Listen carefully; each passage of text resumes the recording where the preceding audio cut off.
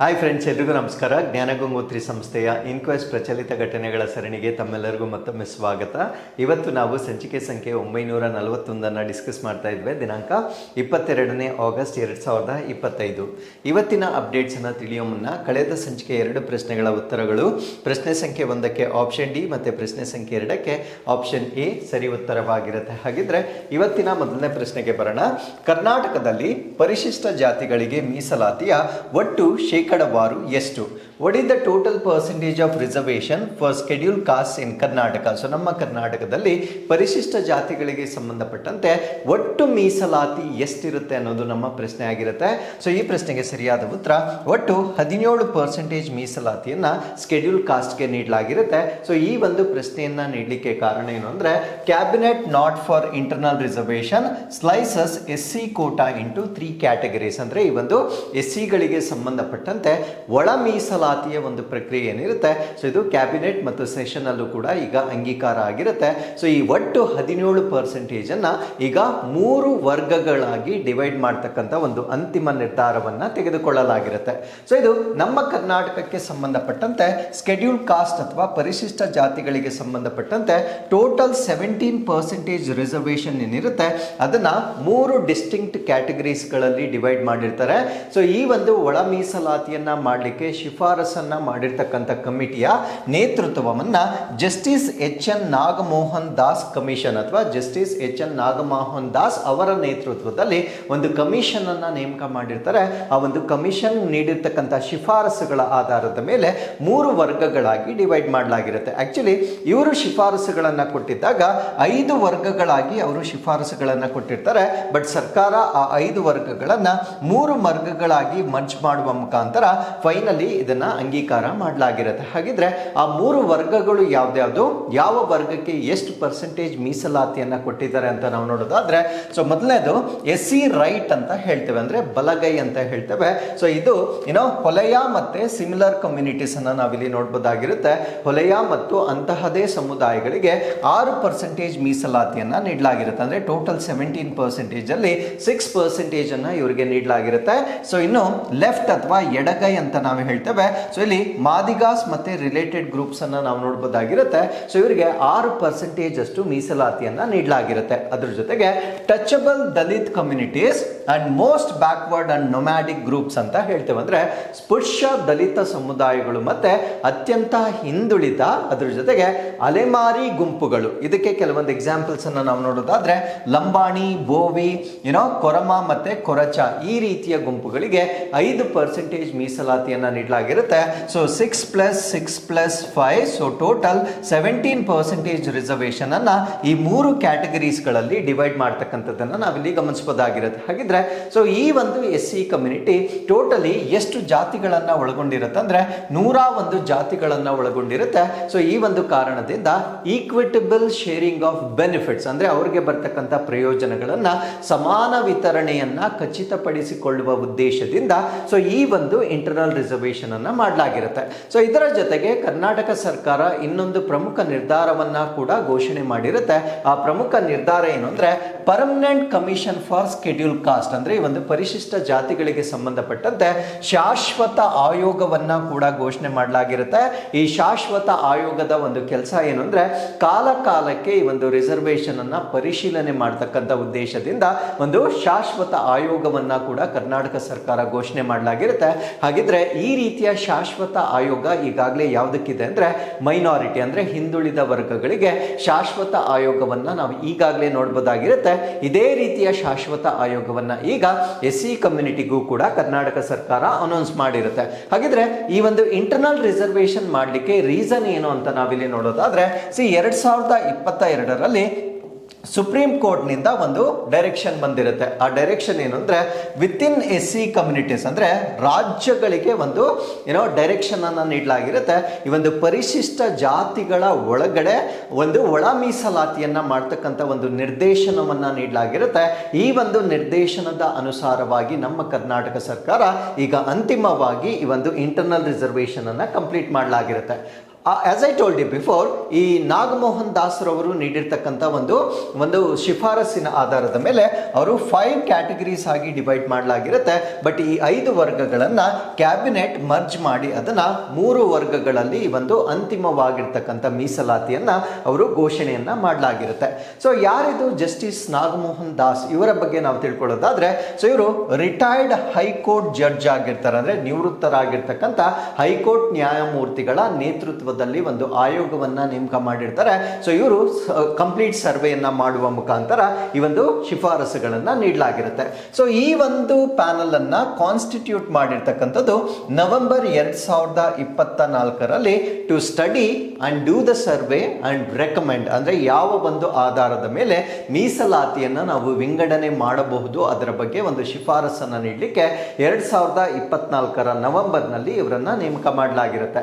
So ಇವರು based on socio and educational backwardness, ಅಂದ್ರೆ ಸಾಮಾಜಿಕ ಮತ್ತೆ ಶೈಕ್ಷಣಿಕ ಹಿಂದುಳಿಯುವಿಕೆಯ ಆಧಾರದ ಮೇಲೆ ಈ ಒಂದು ರೆಕಮೆಂಡೇಶನ್ಸ್ ಅನ್ನ ಕರ್ನಾಟಕ ಸರ್ಕಾರಕ್ಕೆ ನೀಡಲಾಗಿರುತ್ತೆ. ಹಾಗಿದ್ರೆ ಇವರು ಸಬ್ಮಿಟ್ ಮಾಡಿರ್ತಕ್ಕಂಥದ್ದು 1766 ಪುಟಗಳ ಒಂದು ವರದಿಯನ್ನ ಸಬ್ಮಿಟ್ ಮಾಡಿರ್ತಾರೆ. ಸೊ ವರದಿ ಸಬ್ಮಿಟ್ ಆಗಿರ್ತಕ್ಕಂಥದ್ದು ಆಗಸ್ಟ್ 2025ರಲ್ಲಿ ಸಬ್ಮಿಟ್ ಆಗಿರುತ್ತೆ. ಸೊ ಅವರು 92% ಆಫ್ ದಿ ಸ್ಕೆಡ್ಯೂಲ್ ಪಾಪ್ಯುಲೇಷನ್ ಅನ್ನ ಅವರು ಸರ್ವೆ ಮಾಡಿರ್ತಾರೆ. 100% ಕಂಪ್ಲೀಟ್ ಮಾಡೋಕ್ಕಾಗಿಲ್ಲ, ಬಿಕಾಸ್ ಸಾಕಷ್ಟು ಜನ ಇದಕ್ಕೆ ಕೋಆಪರೇಟ್ ಮಾಡದೇ ಇರುವ ಕಾರಣದಿಂದ 92% ಈ ಒಂದು ಸಮೀಕ್ಷೆಯನ್ನ ಮಾಡುವ ಮುಖಾಂತರ 1766 ಪುಟಗಳ ಒಂದು ವರದಿಯನ್ನ ಆಗಸ್ಟ್ 2025ರಲ್ಲಿ ಅವರು ಸಬ್ಮಿಟ್ ಮಾಡಿರ್ತಾರೆ. ಹಾಗಿದ್ರೆ ಜಸ್ಟಿಸ್ ನಾಗಮೋಹನ್ ದಾಸ್ರವರು ಕೊಟ್ಟಿರ್ತಕ್ಕಂಥ ಅಥವಾ ಆ ಒಂದು ಕಮಿಟಿ ಶಿಫಾರಸು ಮಾಡಿರ್ತಕ್ಕಂಥ ಒಂದು 5 ಕ್ಯಾಟಗರೀಸ್ ಯಾವುದು ಅಂತ ನಾವಿಲ್ಲಿ ನೋಡೋದಾದ್ರೆ, ಸೊ ಗ್ರೂಪ್ ಎ ಅಂತ ಮಾಡಿರ್ತಾರೆ.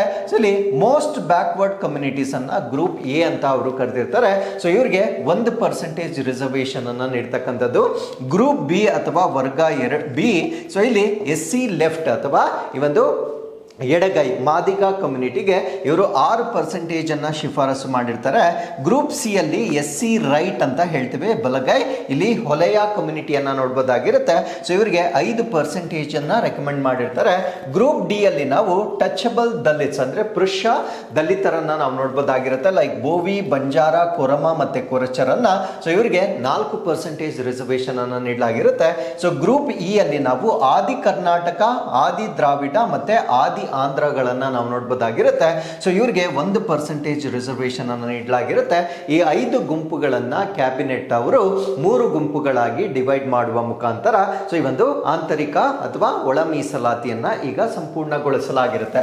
ಹಾಗಿದ್ರೆ ಸೋಷಿಯೋಲಾಜಿಕಲ್ ಇನ್ಸೈಟ್ಸ್ ಅಥವಾ ಸಮಾಜಶಾಸ್ತ್ರೀಯ ಒಳನೋಟಗಳನ್ನ ನಾವಿಲ್ಲಿ ನೋಡೋದಾದ್ರೆ, it highlighted how caste names like Holeya, Madiga, Sugali and Chandala are used as cuss words leading to stigma and reluctance in self identification. ಅಂದರೆ ತುಂಬ ಜನರು ಈ ಪದಗಳನ್ನು ಹೊಲೆಯ, ಮಾದಿಗ, ಸುಗಳಿ, ಚಂಡಾಲ ಮುಂತಾದ ಜಾತಿಯ ಹೆಸರುಗಳನ್ನು ಒಂದು ರೀತಿಯ ನಿಂದನೆ ಮಾಡ್ತಕ್ಕಂಥ ಪದಗಳಾಗಿ ಬಳಕೆ ಮಾಡ್ತಕ್ಕಂಥದ್ದನ್ನು ಕೂಡ ಈ ಒಂದು ಕಮಿಟಿಯ ಮುಖಾಂತರ ಹೈಲೈಟ್ ಮಾಡಲಾಗಿರುತ್ತೆ. ಹಾಗಿದ್ರೆ ಈ ಪದಗಳಿಗೆ ಸಂಬಂಧಪಟ್ಟಂತೆ ಅವರು ಕೊಟ್ಟಿರ್ತಕ್ಕಂಥ ಒಂದು ಶಿಫಾರಸ್ ಏನು ಅಂತ ನಾವು ನೋಡೋದಾದ್ರೆ, recommended the renaming of the caste, ಅಂದರೆ ಈ ಒಂದು ನಿಂದನೆಯ ರೂಪದಲ್ಲಿ ಬಳಸ್ತಕ್ಕಂಥ ಈ ಒಂದು ಪದಗಳೇನಿರುತ್ತೆ, ಸೊ ಆ ಒಂದು ಪದಗಳನ್ನ ಬದಲಾವಣೆ ಮಾಡ್ತಕ್ಕಂಥ ಶಿಫಾರಸನ್ನ ಕೂಡ ಈ ಒಂದು ಕಮಿಟಿಯ ಅಥವಾ ನಾಗಮೋಹನ್ ದಾಸ್ರವರು ನೀಡಿರ್ತಕ್ಕಂಥ ಒಂದು ಕಮಿಟಿಯ ಶಿಫಾರಸುಗಳಲ್ಲಿ ಈ ಒಂದು ಬದಲಾವಣೆಯನ್ನ ಕೂಡ ಅವರು ಶಿಫಾರಸು ಮಾಡಿರ್ತಕ್ಕಂಥದ್ದನ್ನ ನಾವಿಲ್ಲಿ ಗಮನಿಸಬಹುದಾಗಿರುತ್ತೆ.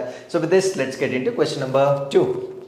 ಪ್ರಸ್ತಾವಿತ ಚೌಕಟ್ಟಿನ ಪ್ರಕಾರ ಗಂಭೀರ ಕ್ರಿಮಿನಲ್ ಆರೋಪಗಳ ಮೇಲೆ ನಾಯಕರನ್ನು ಬಂಧಿಸಿ ಸತತ ಎಷ್ಟು ದಿನಗಳವರೆಗೆ ಬಂಧನದಲ್ಲಿಟ್ಟರೆ ಅವರನ್ನು ತೆಗೆದು ಹಾಕಲಾಗುತ್ತದೆ? According to the proposed frameworks, leaders will face removal if they are arrested and detained for how many consecutive days on serious criminal charges. So ನಾನು ಮಾತಾಡ್ತಾ ಇರ್ತಕ್ಕಂಥದ್ದು ನಮ್ಮನ್ನ ಆಳ್ತಾ ಇರ್ತಕ್ಕಂಥ ಮುಖ್ಯಮಂತ್ರಿಗಳು, ಪ್ರಧಾನಮಂತ್ರಿಗಳು ಮತ್ತೆ ಸಚಿವರು, ಇವರೇನಾದರೂ ಅವ್ರ ಮೇಲೆ ಗಂಭೀರ ಗಂಭೀರ ಆರೋಪಗಳು ಬಂದು ಎಷ್ಟು ದಿನಗಳ ಕಾಲ ಸತತವಾಗಿ ಅವರು ಜೈಲಿನಲ್ಲಿದ್ದರೆ ಅವರು ತಮ್ಮ ಹುದ್ದೆಗೆ ರಾಜೀನಾಮೆ ಕೊಡಬೇಕಾಗಿರುತ್ತೆ.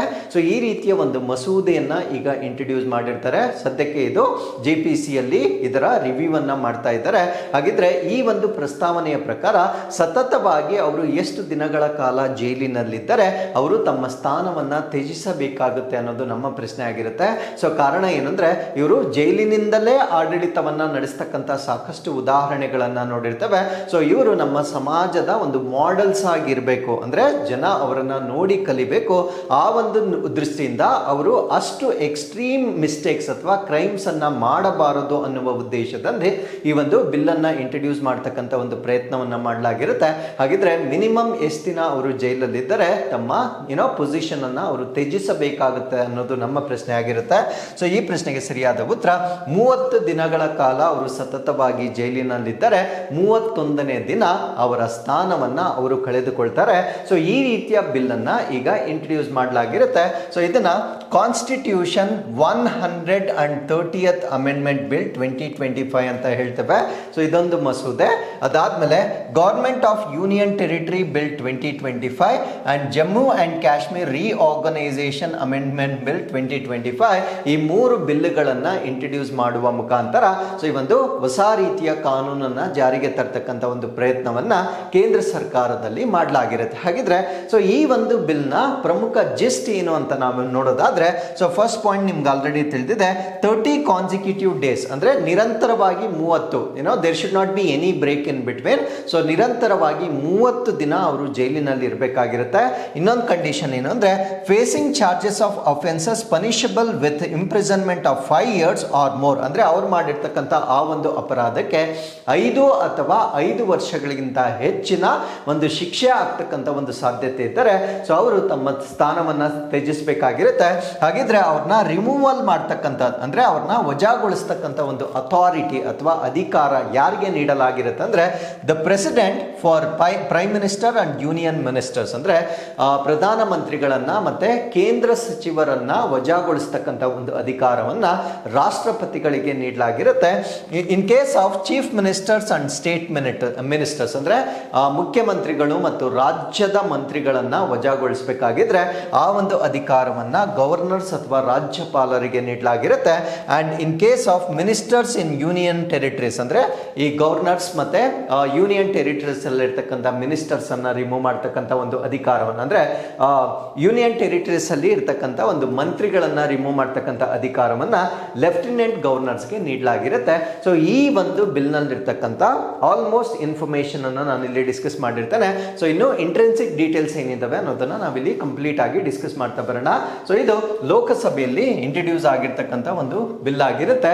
ಸೊ ಈ ಒಂದು ಬಿಲ್ ಯಾರಿಗೆ ಸಂಬಂಧಪಟ್ಟಿದ್ದು ಅಂದ್ರೆ ಪ್ರೈಮ್ ಮಿನಿಸ್ಟರ್ ಪ್ರಧಾನ ಮಂತ್ರಿಗಳು, ಚೀಫ್ ಮಿನಿಸ್ಟರ್ ಮುಖ್ಯಮಂತ್ರಿಗಳು ಮತ್ತೆ ಇತರೆ ಸಚಿವರನ್ನ ರಿಮೂವ್ ಮಾಡ್ತಕ್ಕಂಥ ಒಂದು ಮಸೂದೆ ಇದಾಗಿರುತ್ತೆ.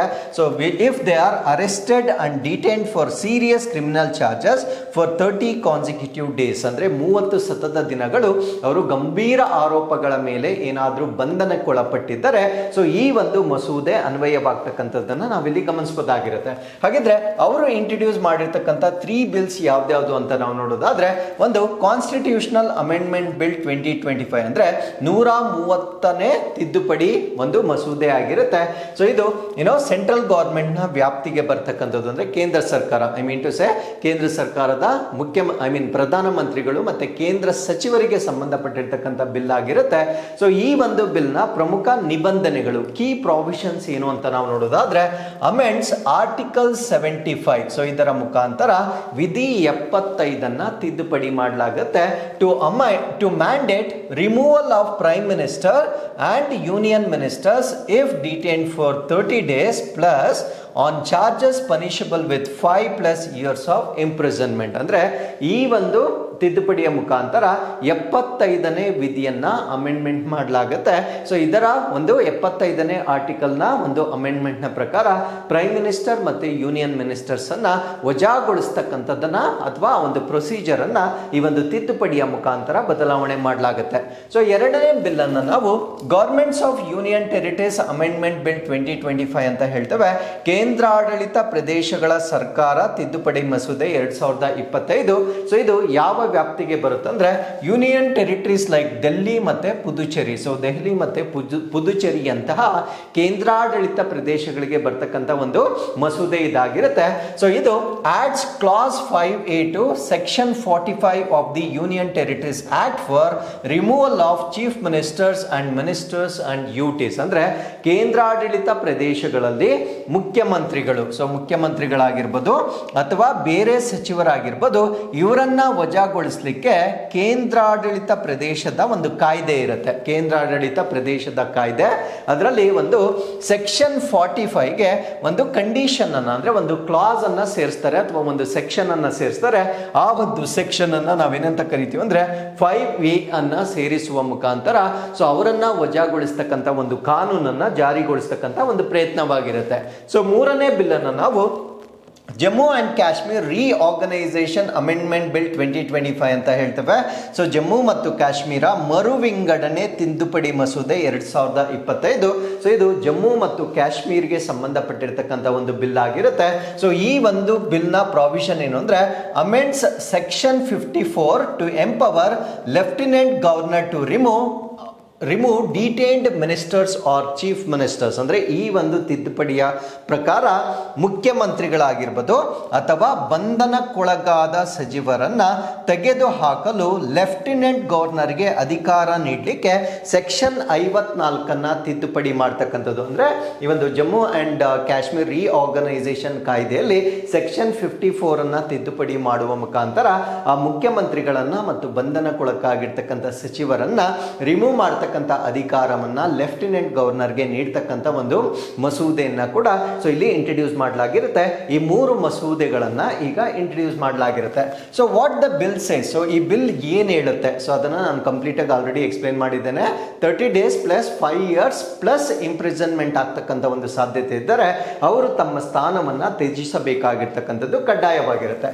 If they don't resign, suppose ಇಷ್ಟೆಲ್ಲ ಆದ್ರೂ ಕೂಡ ಅವರು ರಾಜೀನಾಮೆಯನ್ನ ನೀಡದಿದ್ದರೆ they will automatically cease to hold the office. ಅಂದ್ರೆ ಅವರು ಸ್ವಯಂಚಾಲಿತವಾಗಿ ತಮ್ಮ ಅಧಿಕಾರವನ್ನ ಕಳೆದುಕೊಳ್ತಾರೆ. ಅಂದ್ರೆ ಅವರು ಅವರೇ ಒಂದು ಮೋರಲ್ ರೆಸ್ಪಾನ್ಸಿಬಿಲಿಟಿಯನ್ನು ತೆಗೆದುಕೊಂಡು ರಾಜೀನಾಮೆಯನ್ನು ನೀಡಬಹುದಾಗಿರುತ್ತೆ. ಸಪೋಸ್ ರಾಜೀನಾಮೆಯನ್ನು ನೀಡದಿದ್ದರೂ ಸಹ ಅವರು ತಮ್ಮ ಅಧಿಕಾರದಲ್ಲಿ ಉಳಿತಕ್ಕಂಥ ಒಂದು ರೈಟ್ಸ್ ಅನ್ನು ಕಳೆದುಕೊಳ್ತಾರೆ. And similar provisions apply to state chief ministers and ministers with removal powers vested with governance. ಅಂದರೆ ಇದೇ ರೀತಿಯ ನಿಬಂಧನೆಗಳು ರಾಜ್ಯದ ಮುಖ್ಯಮಂತ್ರಿಗಳು ಮತ್ತು ಸಚಿವರಿಗೂ ಕೂಡ ಇರುತ್ತೆ. ಬಟ್ ಅವರನ್ನು ವಜಾಗೊಳಿಸ್ತಕ್ಕಂಥ ಒಂದು ಅಧಿಕಾರವನ್ನು ಗವರ್ನರ್ಗೆ ಅಥವಾ ರಾಜ್ಯಪಾಲರಿಗೆ ನೀಡಲಾಗಿರುತ್ತೆ. Now why this bill was introduced? What was the necessity ಅಂತ ನಾವು ನೋಡೋದಾದ್ರೆ, ministers must uphold constitutional morality and public trust. ಅಂದ್ರೆ ಸಚಿವರು ಸಂವಿಧಾನದ ನೈತಿಕತೆ ಮತ್ತು ಸಾರ್ವಜನಿಕ ನಂಬಿಕೆಯನ್ನ ಅವರು ಎತ್ತಿ ಹಿಡಿಯಬೇಕಾಗಿರುತ್ತೆ. ಸಚಿವರೇ ತಪ್ಪುಗಳನ್ನ ಮಾಡಿ ಜೈಲಲ್ಲಿದ್ದಾಗ ಜನರಿಗೆ ಈ ಒಂದು ಸರ್ಕಾರದ ಮೇಲೆ ನಂಬಿಕೆ ಕಳೆದು ಹೋಗುತ್ತೆ ಅನ್ನೋ ಒಂದು ಕಾರಣಕ್ಕಾಗಿ ಈ ಒಂದು ಬಿಲ್ ಅನ್ನ ಇಂಟ್ರೊಡ್ಯೂಸ್ ಮಾಡಲಾಗಿರುತ್ತೆ. And there is currently no constitutional provision for automatic removal of ministers under serious criminal charges. ಅಂದ್ರೆ ಪ್ರಸ್ತುತವಾಗಿ ಗಂಭೀರವಾಗಿರ್ತಕ್ಕಂಥ ಆರೋಪಗಳನ್ನ ಎದುರಿಸುತ್ತಿರ್ತಕ್ಕಂಥ ಒಂದು ಸಚಿವರನ್ನ ರಿಮೂವ್ ಮಾಡ್ತಕ್ಕಂಥ ಯಾವುದೇ ಕಾನೂನುಗಳು ನಮ್ಮ ಸಂವಿಧಾನದಲ್ಲಿ ಇಲ್ಲದೇ ಇರುವ ಕಾರಣದಿಂದ ಸೊ ಈ ಒಂದು ಕಾನೂನನ್ನ ಇಂಟ್ರೊಡ್ಯೂಸ್ ಮಾಡ್ತಕ್ಕಂಥ ಒಂದು ಪ್ರಯತ್ನವನ್ನ ಮಾಡಲಾಗಿರುತ್ತೆ. The bill aims to prevent misuse of office and uphold good governance. ಅಂದ್ರೆ ಅವರು ತಮ್ಮ ಅಧಿಕಾರವನ್ನ ಮಿಸ್ಯೂಸ್ ಅಥವಾ ದುರುಪಯೋಗ ಪಡಿಸಿಕೊಳ್ಳುವುದನ್ನ ಅವಾಯ್ಡ್ ಮಾಡ್ತಕ್ಕಂಥ ಉದ್ದೇಶದಿಂದ ಈ ಒಂದು ಮಸೂದೆಯನ್ನ ಇಂಟ್ರೊಡ್ಯೂಸ್ ಮಾಡ್ತಕ್ಕಂಥ ಒಂದು ಪ್ರಯತ್ನವನ್ನ ಮಾಡಲಾಗಿರುತ್ತೆ. The bills have been referred to joint parliamentary committee for further scrutiny. ಅಂದ್ರೆ ಹೆಚ್ಚಿನ ಪರಿಶೀಲನೆಗಾಗಿ ಈ ಒಂದು ಮಸೂದೆಯನ್ನ ಜಂಟಿ ಸಂಸದೀಯ ಸಮಿತಿಗೆ ಈಗ ವರ್ಗಾವಣೆ ಮಾಡಿರ್ತಕ್ಕಂಥದ್ದನ್ನ ನಾವು ನೋಡಬಹುದಾಗಿರುತ್ತೆ. ಸೊ ಅಪೋಸಿಷನ್ ಪಾರ್ಟಿಯವರು ಇದನ್ನ ತೀವ್ರವಾಗಿ ವಿರೋಧ ಮಾಡಲಾಗಿರುತ್ತೆ. ಬಿಕಾಸ್ ಈ ಒಂದು ಕಾನೂನನ್ನ ಇವರು ಇವರು ಮಿಸ್ಯೂಸ್ ಮಾಡ್ಕೊಳ್ತಕ್ಕಂಥ ಒಂದು ಸಾಧ್ಯತೆ ಇರಬಹುದು. ಅದನ್ನು ಮಿಸ್ಯೂಸ್ ಮಾಡಿ ನಮ್ಮನ್ನು 30 ದಿನ ಜೈಲಿನಲ್ಲಿ ಇರುವ ಹಾಗೆ ಮಾಡಿ ನಮ್ಮ ಅಧಿಕಾರವನ್ನು ಕಳೆದುಕೊಳ್ಳುವ ರೀತಿಯಲ್ಲಿ ಮಾಡುವ ಮುಖಾಂತರ ಎಂಟೈರ್ ಆಪೋಸಿಷನ್ ಅನ್ನು ನಾವು ನಿರ್ನಾಮ ಮಾಡಬೇಕು ಅಂತಕ್ಕಂಥ ಉದ್ದೇಶ ಕೇಂದ್ರ ಸರ್ಕಾರಕ್ಕೆ ಇದೆ ಅನ್ನುವ ಒಂದು ಪ್ರೀಟೆಕ್ಸ್ಟ್ನ ಮುಖಾಂತರ ಆಪೋಸಿಷನ್ ಪಾರ್ಟಿಯವರು ಇದಕ್ಕೆ ಸಂಪೂರ್ಣವಾಗಿ ವಿರೋಧವನ್ನು ವ್ಯಕ್ತಪಡಿಸಿರ್ತಾರೆ. So with this let's get into question number 3. ಇಸ್ರೋದ ಹೊಸ ಹೆವಿ ಲಿಫ್ಟ್ ರಾಕೆಟ್ನ ಕೆಳ ಭೂಮಿಯ ಕಕ್ಷೆಗೆ ಯೋಜಿತ ಪೇಲೋಡ್ನ ಸಾಮರ್ಥ್ಯ ಎಷ್ಟು? So what is the planned payload capacity of the new ISRO heavy lift rocket to low earth orbit? So ಇಸ್ರೋದವರು ಒಂದು ಅತ್ಯಂತ ಹೆಚ್ಚಿನ ಸಾಮರ್ಥ್ಯವನ್ನು ಹೊಂದಿರತಕ್ಕಂಥ ಒಂದು ಲಾಂಚ್ ವೆಹಿಕಲ್ ಅನ್ನು ಡೆವಲಪ್ ಮಾಡ್ತಾ ಇದ್ದಾರೆ. ಸೊ ಇದರ ಸಾಮರ್ಥ್ಯ ಎಷ್ಟಿರುತ್ತೆ ಅಂದರೆ ಅತಿ ಹೆಚ್ಚಿನ ಪೇಲೋಡನ್ನು ಕ್ಯಾರಿ ಮಾಡ್ತಕ್ಕಂಥ ಕೆಪಾಸಿಟಿ ಇರುತ್ತೆ. ಸೊ ಭಾರತ ದೇಶದಲ್ಲಿ ಇದುವರೆಗೂ ಅಭಿವೃದ್ಧಿ ಪಡಿಸಿರ್ತಕ್ಕಂಥ ಎಲ್ಲ ಲಾಂಚ್ ವೆಹಿಕಲ್ಗಳಿಗೆ ಹೋಲಿಕೆ ಮಾಡಿದರೆ ಸೊ ಇದು ಪೇಲೋಡ್ ಕೆಪಾಸಿಟಿಯಲ್ಲಿ ಅತ್ಯಂತ ಹೆಚ್ಚಿನ ಪೇಲೋಡ್ ಕೆಪಾಸಿಟಿಯನ್ನು ಹೊಂದಿರುತ್ತೆ. ಹಾಗಿದ್ರೆ ಅದರ ಸಾಮರ್ಥ್ಯ ಎಷ್ಟು ಅನ್ನೋದು ನಮ್ಮ ಪ್ರಶ್ನೆ ಆಗಿರುತ್ತೆ. ಸೊ ಈ ಪ್ರಶ್ನೆಗೆ ಸರಿಯಾದ ಉತ್ತರ 75,000 kgs ಅಷ್ಟು ವೇಟ್ ಅನ್ನ ಕ್ಯಾರಿ ಮಾಡ್ತಕ್ಕಂಥ ಒಂದು ಫ್ಯೂಚರ್ ಜನರೇಷನ್ ಪೇಲೋಡ್ ಅನ್ನ ಇಸ್ರೋ ಡೆವಲಪ್ ಮಾಡ್ತಕ್ಕಂಥ ಒಂದು ನಿರ್ಧಾರವನ್ನ ತೆಗೆದುಕೊಂಡಿರುತ್ತೆ.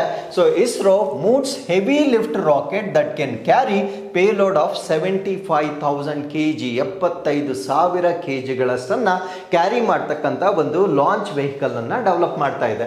ಸೊ ಇದು 40 ಸ್ಟೋರಿ ಬಿಲ್ಡಿಂಗ್ ಅಂದ್ರೆ 40 ಕಟ್ಟಡಗಳು, 40 ಮಹಡಿಗಳ ಒಂದು ಕಟ್ಟಡ ಎಷ್ಟು ಉದ್ದ ಇರುತ್ತೆ ಸೊ ಅಷ್ಟು ಉದ್ದ ಇರಬಹುದಾಗಿರ್ತಕ್ಕಂಥ ಒಂದು ಲಾಂಚ್ ವೆಹಿಕಲ್ ಆಗಿರುತ್ತೆ. ಇದು ಲೋ ಅರ್ತ್ ಆರ್ಬಿಟ್ಗೆ ಅಂದ್ರೆ ಕೆಳ ಭೂಮಿಯ ಕಕ್ಷೆಗಳಿಗೆ 75,000 kgಗಳಷ್ಟು ತೂಕವನ್ನ ಕ್ಯಾರಿ ಮಾಡ್ತಕ್ಕಂಥ ಒಂದು ಪೇಲೋಡ್ ಆಗಿರುತ್ತೆ. ಸೊ ಇದಕ್ಕೆ ತಾತ್ಕಾಲಿಕವಾಗಿ ಒಂದು ಹೆಸರಿಟ್ಟಿದ್ದಾರೆ. ತಾತ್ಕಾಲಿಕವಾಗಿ ಇದಕ್ಕೆ N1 ಅಂತ ಇದಕ್ಕೆ ನಾಮಕರಣ ಮಾಡಿರ್ತಾರೆ. ಈ N1 ಅಂತಕ್ಕಂಥದ್ದು it is part of ISRO's next generation launch vehicle program. ಇಸ್ರೋದವರು ಮಾಡ್ತಾ ಇರ್ತಕ್ಕಂಥ ಮುಂದಿನ ಪೀಳಿಗೆಯ ಉಡಾವಣಾ ವಾಹನ ಕಾರ್ಯಕ್ರಮದ ಭಾಗವಾಗಿರ್ತಕ್ಕಂಥ ಒಂದು ಲಾಂಚ್ ವೆಹಿಕಲ್ ಅನ್ನ ಡೆವಲಪ್ ಮಾಡ್ತಾ ಇದ್ದಾರೆ. ಅದಕ್ಕೆ ತಾತ್ಕಾಲಿಕವಾಗಿ ಈಗ N1 ಅಂತ ಇದಕ್ಕೆ ನಾಮಕರಣವನ್ನ ಮಾಡಲಾಗಿರುತ್ತೆ. ಸೊ ಇದರ ಒಟ್ಟು ಹೈಟ್ ಎಷ್ಟಿರಲಿದೆ ಅಂದ್ರೆ 120ರಿಂದ 140 ಮೀಟರ್ಗಳವರೆಗೆ ಇದರ ಎತ್ತರವನ್ನ ನಾವು ನೋಡಬಹುದಾಗಿರುತ್ತೆ. ಇದು 75 ಟನ್ಸ್ ಆಫ್ ಪೇಲೋಡ್ ಅನ್ನ ಲೋ ಅರ್ತ್ ಆರ್ಬಿಟ್ಸ್ಗೆ ಕ್ಯಾರಿ ಮಾಡ್ತಕ್ಕಂಥ ಒಂದು ಕೆಪಾಸಿಟಿ ಇರುತ್ತೆ. ಸೊ ಇದೇ ರೀತಿಯ ಲಾಂಚ್ ವೆಹಿಕಲ್ ಅನ್ನ ನಾಸಾದವರು ಈಗಾಗಲೇ ಡೆವಲಪ್ ಮಾಡಿರ್ತಾರೆ.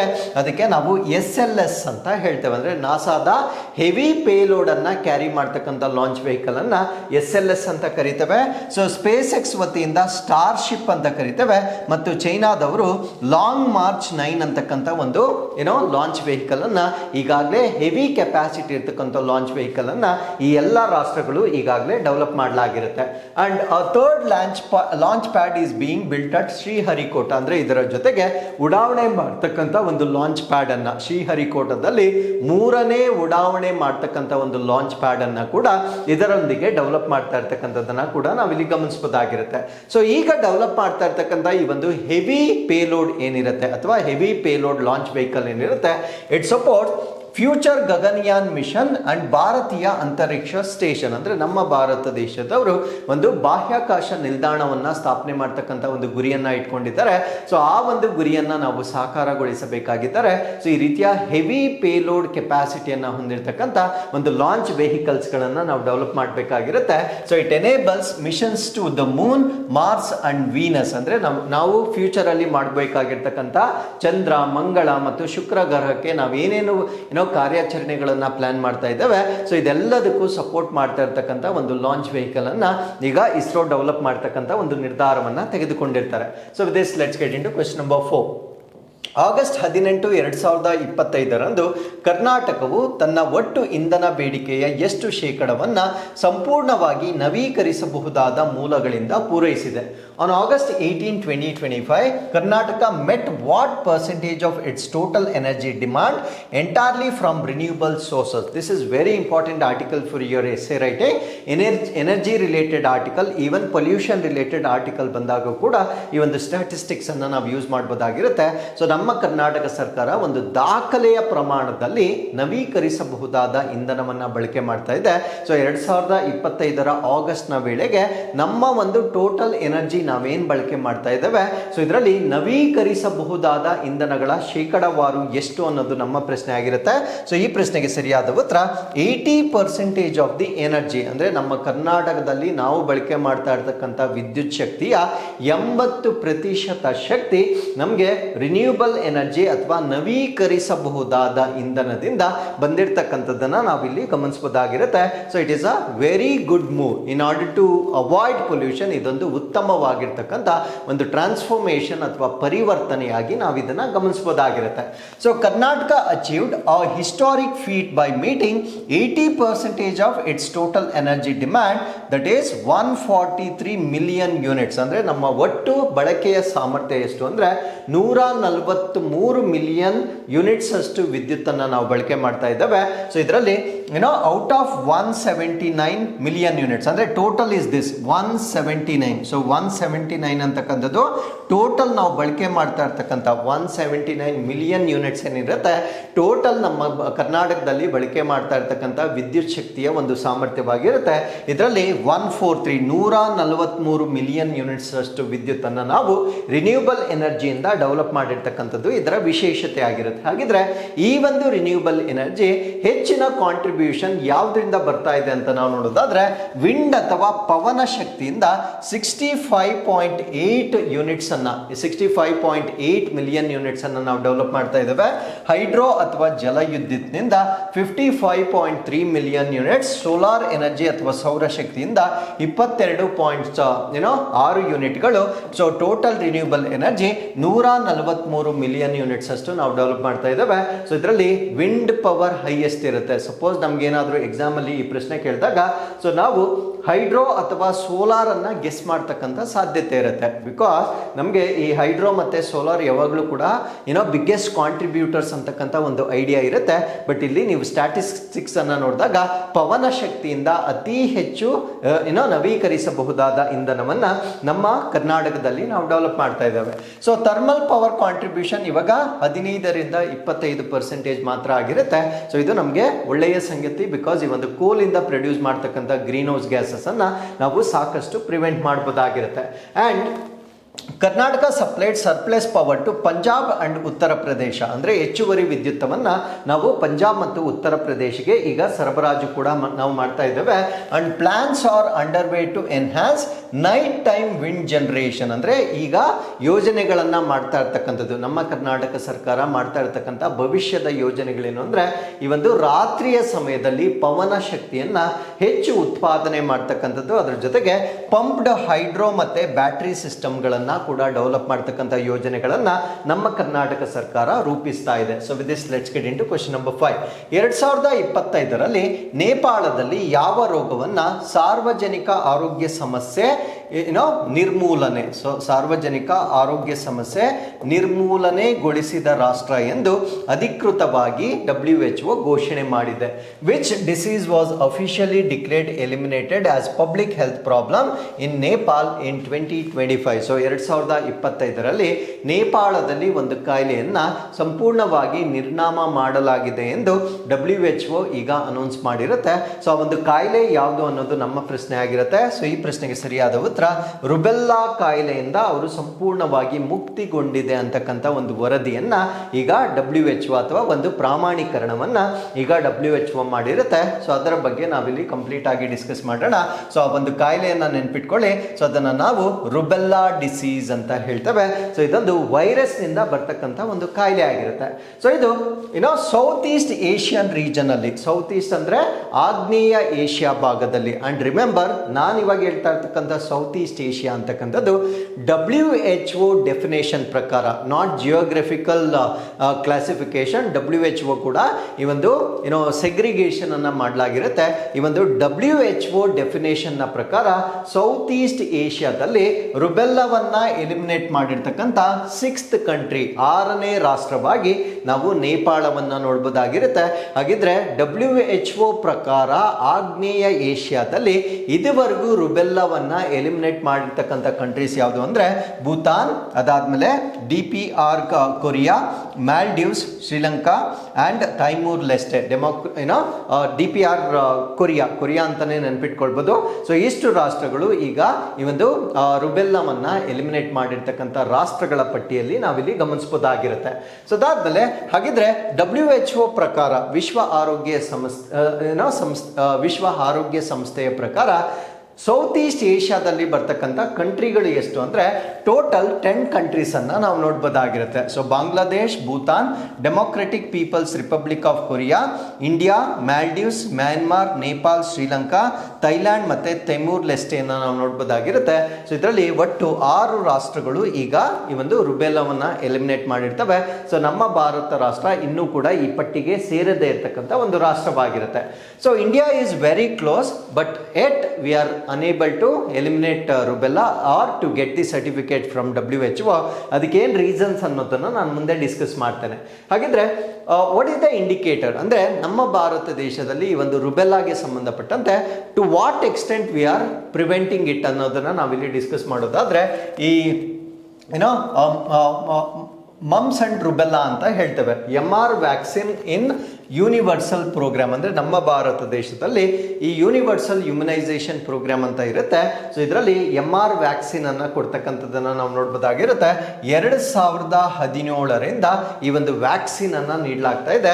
ಸೊ ಫಸ್ಟ್ ಟೈಮ್ ಡೋಸೇಜನ್ನು ಕೊಟ್ಟಾಗ ಮೊದಲ ಡೋಸ್ ವ್ಯಾಪ್ತಿ ಎಷ್ಟು ಕವರ್ ಆಗಿರುತ್ತೆ ಅಂದರೆ 93.7% ಕವರ್ ಆಗಿರುತ್ತೆ. ಅಂದರೆ ಇದನ್ನು 2 ಹಂತಗಳಲ್ಲಿ ನೀಡಲಾಗುತ್ತೆ.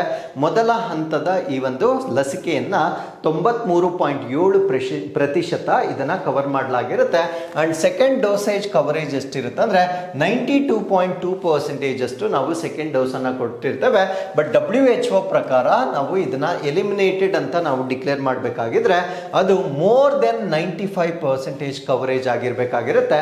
ಸೊ ನಮ್ಮ ಒಂದು ವ್ಯಾಪ್ತಿ 95 ಇಂತ ಕಡಿಮೆ ಇರುತ್ತೆ. Not too much of a difference, ಒಂದು 3% ಕಡಿಮೆ ಇರುವ ಕಾರಣದಿಂದ ನಮ್ಮ ಭಾರತ ದೇಶ ಇದುವರೆಗೂ ರುಬೆಲ್ಲಾ ಫ್ರೀ ಅಂತ ಡಿಕ್ಲೇರ್ ಮಾಡಲಾಗಿರೋದಿಲ್ಲ.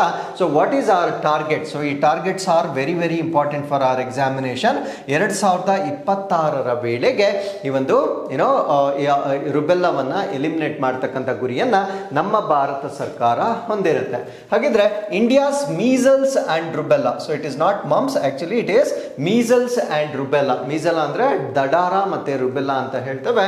So vaccine is part of universal immunisation programme. So ಇದು ನಮ್ಮ ಭಾರತ ದೇಶದ ಸಾರ್ವತ್ರಿಕ ರೋಗ ನಿರೋಧಕ ಒಂದು ಕಾರ್ಯಕ್ರಮದ ಭಾಗವಾಗಿರುತ್ತೆ. ಸೊ ಇದನ್ನ 2 ಫ್ರೀ ಡೋಸಸ್ಗಳನ್ನು ಅಂದರೆ ಉಚಿತವಾಗಿ 2 ಡೋಸ್ಗಳನ್ನು ನೀಡಲಾಗುತ್ತೆ.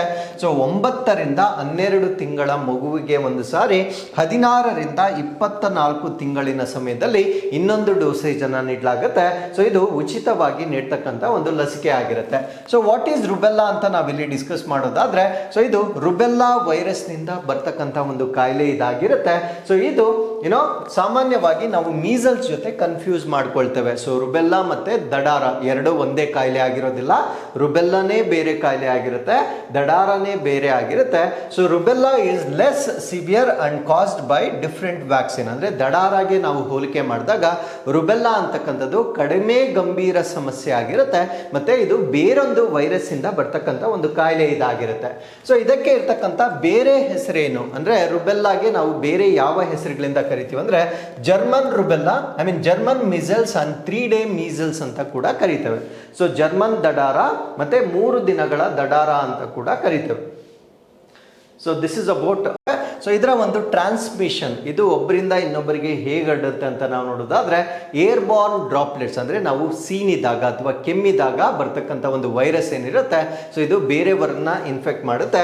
ಸೊ ಇದರ ಇನ್ಕ್ಯುಬೇಷನ್ ಪೀರಿಯಡ್ ಅಂದ್ರೆ ದೇಹಕ್ಕೆ ಎಂಟರ್ ಆದ ನಂತರ ಅದು ರೋಗ ಲಕ್ಷಣಗಳನ್ನ ಉಂಟು ಮಾಡಲಿಕ್ಕೆ ತೆಗೆದುಕೊಳ್ತಕ್ಕಂಥ ಸಮಯ 2 weeks ಆಫ್ಟರ್ ಎಕ್ಸ್ಪೋಜರ್. ಅಂದ್ರೆ ಆ ಒಂದು ವೈರಸ್ ಬಂದ ನಂತರ 2 ವಾರಗಳಲ್ಲಿ ಈ ಒಂದು ರೋಗ ಲಕ್ಷಣಗಳು ಕಂಡು ಬರುತ್ತೆ.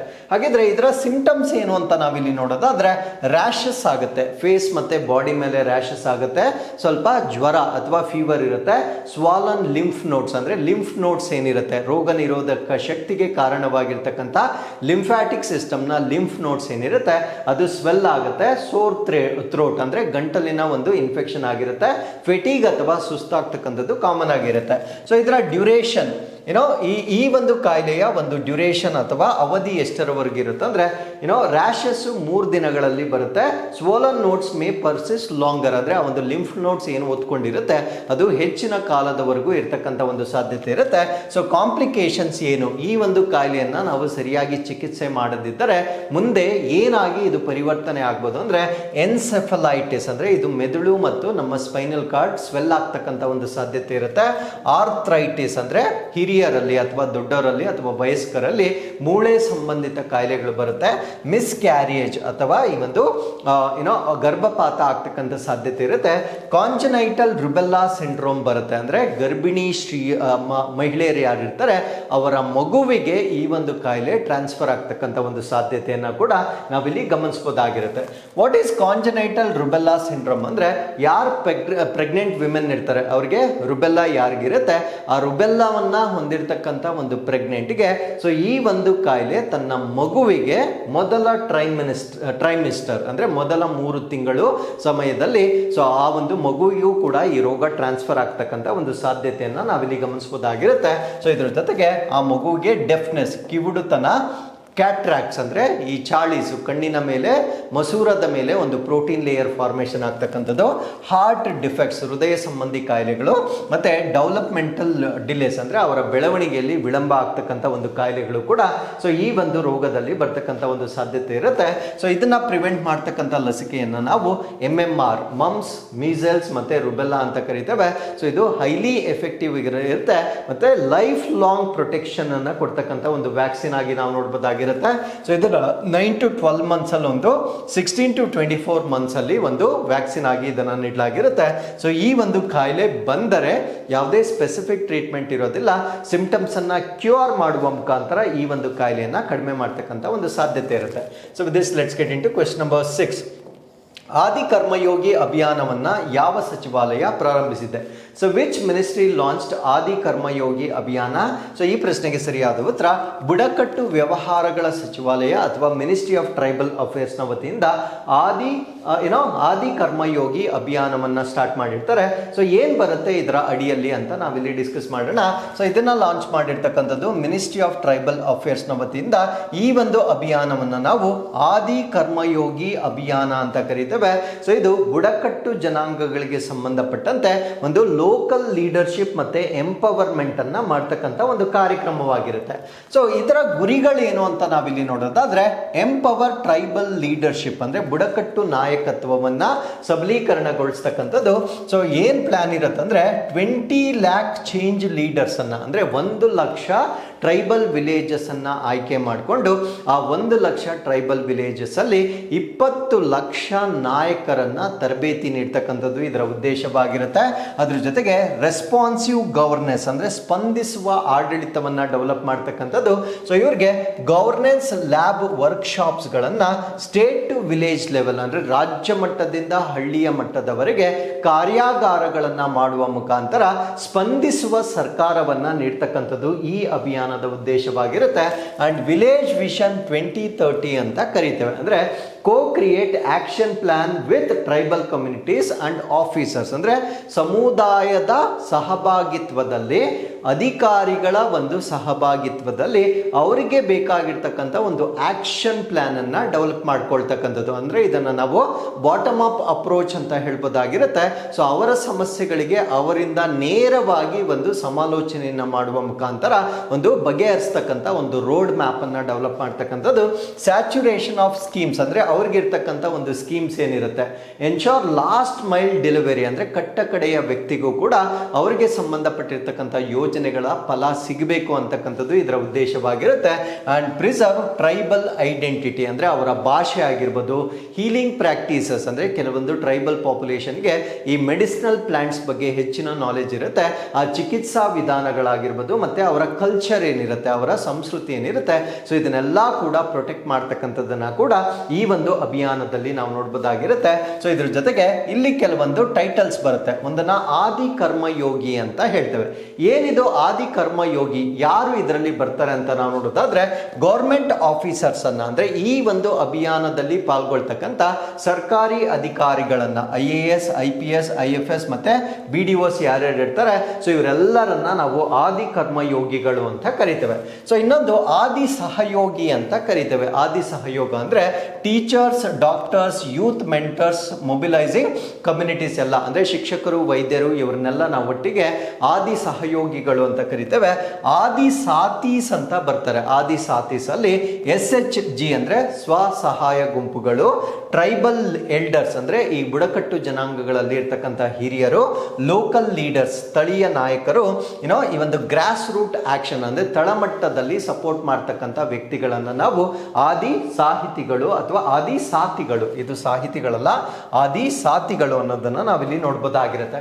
ಹಾಗಿದ್ರೆ ಇನ್ಸ್ಟಿಟ್ಯೂಷನಲ್ ಇನೋವೇಷನ್ ಅಂದ್ರೆ ಇಲ್ಲಿ ಆದಿ ಸೇವಾ ಕೇಂದ್ರಗಳನ್ನ ಸ್ಥಾಪನೆ ಮಾಡ್ತಾರೆ. ಇಷ್ಟೊತ್ತು ನಾವು ಎಕ್ಸಿಕ್ಯೂಟ್ ಮಾಡ್ತಕ್ಕಂಥ ವ್ಯಕ್ತಿಗಳ ಬಗ್ಗೆ ನಾವು ಡಿಸ್ಕಸ್ ಮಾಡಿದ್ವಿ. ಹಾಗಿದ್ರೆ ಈ ಒಂದು ಅಭಿಯಾನ ನಡೆಸ್ತಕ್ಕಂಥ ಕೇಂದ್ರಗಳ ಬಗ್ಗೆ ನಾವು ನೋಡೋದಾದ್ರೆ ಒಂದನ್ನ ಆದಿ ಸೇವಾ ಕೇಂದ್ರಗಳು ಅಂತ ಕರಿತೇವೆ. ಇದೊಂದು single window tribal service counter ಆಗಿರುತ್ತೆ. ಅಂದ್ರೆ ಏಕ ಗವಾಕ್ಷಿ, ಎಲ್ಲ ಸೇವೆಗಳು ಒಂದೇ ಕಡೆ ಸಿಗ್ತಕ್ಕಂಥ ಒಂದು single window tribal service centre ಅನ್ನ ಸೊ ಈ ಒಂದು ಅಭಿಯಾನದ ಅಡಿಯಲ್ಲಿ ಸ್ಥಾಪನೆ ಮಾಡಲಾಗುತ್ತೆ.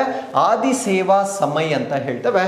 ಸೊ ಇದೊಂದು fortnight 1 to 2 hour session for officers and villagers to solve the issues. ಅಂದ್ರೆ ಸಮಸ್ಯೆಗಳನ್ನ ಪರಿಹರಿಸಲಿಕ್ಕೆ ಅಧಿಕಾರಿಗಳು ಮತ್ತು ಗ್ರಾಮಸ್ಥರಿಗೆ 1 ರಿಂದ 2 ಗಂಟೆಗಳ ಕಾಲ ಪ್ರತಿ 15 ದಿನಗಳಿಗೊಮ್ಮೆ ಒಂದು ಸಮಾಲೋಚನೆ ಅಥವಾ ಒಂದು ಅಧಿವೇಶನವನ್ನ ನಡೆಸ್ತಕ್ಕಂಥ ಒಂದು ಕೇಂದ್ರವನ್ನ ಆದಿ ಸೇವಾ ಸಮಯ ಅಂತ ನಾವು ಕರಿತೇವೆ.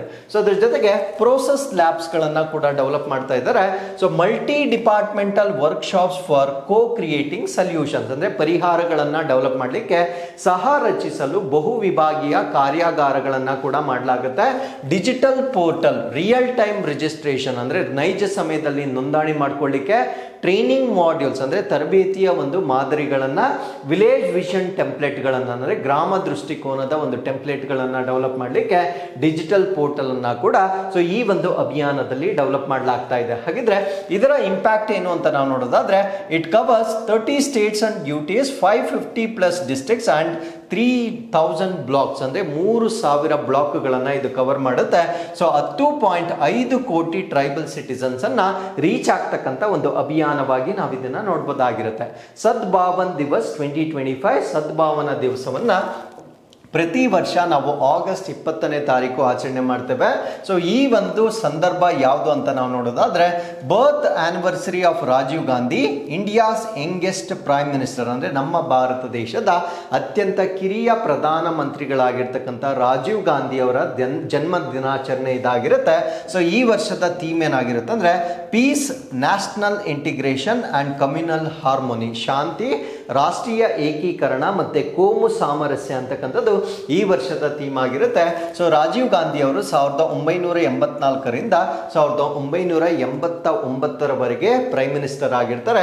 ಸೊ ಇವರು ಯೂತ್ ಎಂಪವರ್ಮೆಂಟ್, ಟೆಕ್ನಾಲಜಿಕಲ್ ಮಾಡರ್ನೈಸೇಷನ್ ಮತ್ತೆ ಸೆಕ್ಯುಲರಿಸಮ್ ಸೊ ಇದರಲ್ಲಿ ತಮ್ಮ ಕೊಡುಗೆಯನ್ನ ನೀಡಿರ್ತಕ್ಕಂಥ ಒಬ್ಬ ಪ್ರಧಾನ ಮಂತ್ರಿಗಳಾಗಿರ್ತಾರೆ. So with this we have come to inquest challenge number 941ಗೆ ಬಂದಿರ್ತೇವೆ. ಸೊ ಇಲ್ಲಿ ವಿಡಿಯೋನ ನೀವು ಪಾಸ್ ಮಾಡಿಕೊಂಡು ಪ್ರಶ್ನೆಗಳಿಗೆ ಉತ್ತರವನ್ನ ಕೊಡಬಹುದು. This is question number 1 and this is question number 2. So ಇಲ್ಲಿಗೆ ಇವತ್ತಿನ ಅಪ್ಡೇಟ್ಸ್ಗಳು ಕಂಪ್ಲೀಟ್ ಆಗಿರುತ್ತೆ. ಮತ್ತೊಮ್ಮೆ I'll meet you tomorrow with tomorrow's updates. Till then, keep reading, take care of yourselves and thank you very much for watching this.